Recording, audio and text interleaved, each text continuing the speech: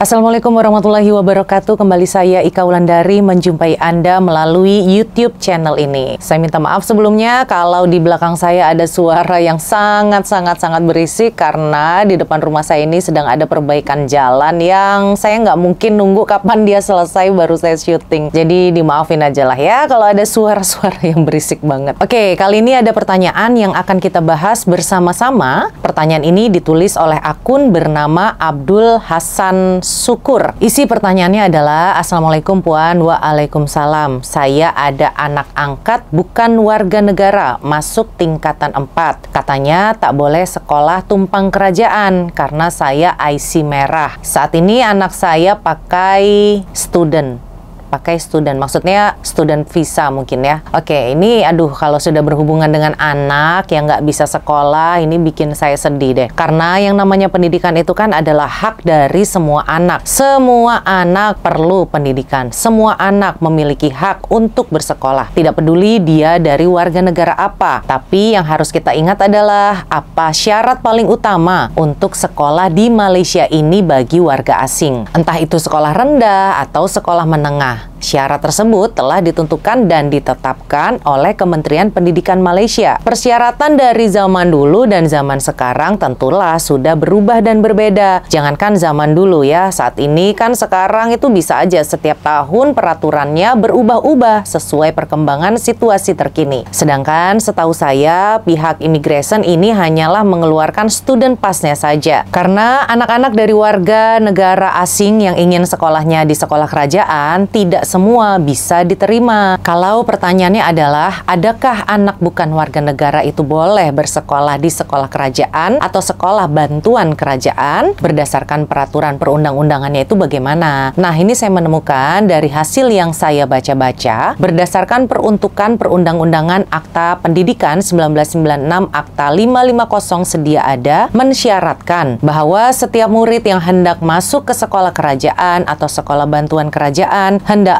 berstatus warga negara. Walau bagaimanapun, terdapat pengecualian kepada syarat tersebut di mana murid bukan warga negara boleh diterima masuk ke sekolah kerajaan atau sekolah bantuan. Dan saat ini hanya ada 4 kategori saja yang akan diterima untuk memasukkan anaknya sekolah di sekolah kerajaan. Dan 4 kategori yang dibenarkan untuk sekolah di sekolah kerajaan adalah yang pertama, anak dari yang orang tuanya kerja di kedutaan asing. Contohnya seperti orang yang bekerja di kedutaan Indonesia. Jika ingin menyekolahkan anaknya di sekolah kerajaan itu bisa. Tapi yang saya tahu kebanyakan anak-anak yang orang tuanya itu kerja di kedutaan Indonesia, hampir semua mereka menyekolahkan anaknya di sekolah Indonesia Kuala Lumpur. Itu kategori yang pertama. Kategori yang kedua adalah anak yang ibu bapaknya adalah warga asing yang bekerja dalam perkhidmatan atau agensi kerajaan, badan berkanun, atau mana-mana tempat lain dengan permit kerja yang sah. Kategori yang ini anaknya bisa sekolah di sekolah kerajaan atau bisa juga yang ekspatriat. Tapi biasanya kan anak-anak dari ekspatriat ini sekolahnya di international school ya. Karena dari company-nya juga sudah diberikan tuh privilege untuk menyekolahkan anak-anaknya di international school. Udah bersih gitu jangan ditambah motor lagi deh. Oke, kemudian kategori yang ketiga adalah anak dari yang orang tuanya adalah pemastautin tetap atau pemegang IC merah. Anaknya bisa sekolah di sekolah kerajaan. Dan kategori terakhir atau nomor 4 adalah murid yang dipilih oleh kerajaan untuk melanjutkan pelajarannya di Malaysia menurut mana-mana memorandum persefahaman atau perjanjian antara kerajaan Malaysia dan kerajaan negara asal murid itu. Contohnya orang Malaysia sekolah ke negara Indonesia gitu ya. Dan orang Indonesianya gantian tuh sekolah di negara Malaysia. Jadi itu yang disebut dengan pertukaran pelajar yang sesuai dengan perjanjian antara dua negara. Nah, jika Anda bukan termasuk 4 kategori di atas, maka anak Anda tidak bisa sekolah di sekolah kerajaan. Ya, bisanya cari sekolah swasta atau private school. Tapi kan private school mahal ya. Untuk sekolah menengah aja nih, kemarin itu teman saya memasukkan anaknya di salah satu private school. Biaya awal nih untuk masuk sekolah itu aja udah